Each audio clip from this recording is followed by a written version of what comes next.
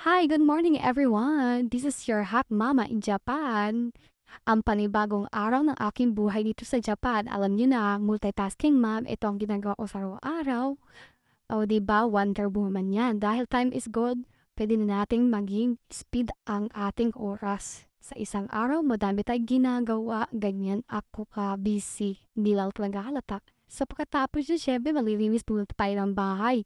Pagkalinis natin ng bahay, medyo likpit-likpit, syempre, hindi ko na napakatayon. Pero tingnan mo naman ang pika-pika, o pwede ka na mag-sliding, tama-tama wala ang bata. At pagkatapos, syempre, ginagawa ko na ay maghuhugas naman ng plato.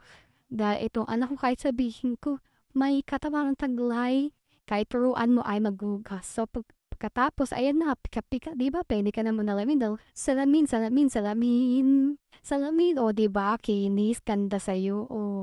Siya pagkatapos siya, kailangan ko taramyo, dahil hinahabol ko yung oras. Ayan, nagpa-check na ako ng blood pressure kasi nga, hindi wala akong tulog, puyat ako, di ba? Hindi ako masyadong kumakain, pero mantok sa matamis. Ang inaalala ko, mataas ata ang aking blood. Sugar, Diyos ko po. Oh, dapat 100 lang. Siguro kinakabahan ako, 126 OMG.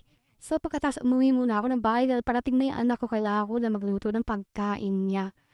Pagdating ko dun sa pintuan, kumatok ako, ayan ha, pinubuksan ako, hi nasay.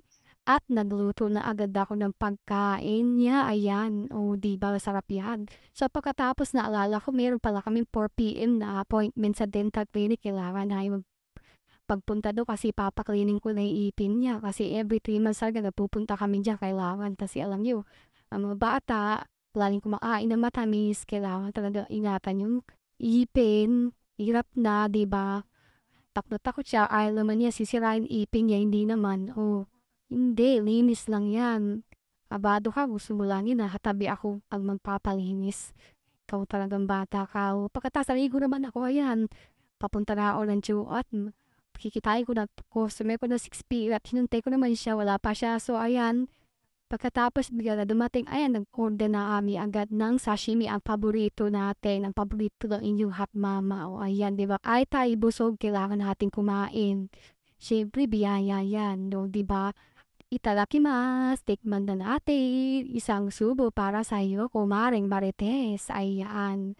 O, ang sarap. Pagkatapos, syempre, balik na sa umise, trabaho na naman. Ang hirap nanging mama. Ay, Diyos ko po. Mata sa lalabas sa panonood.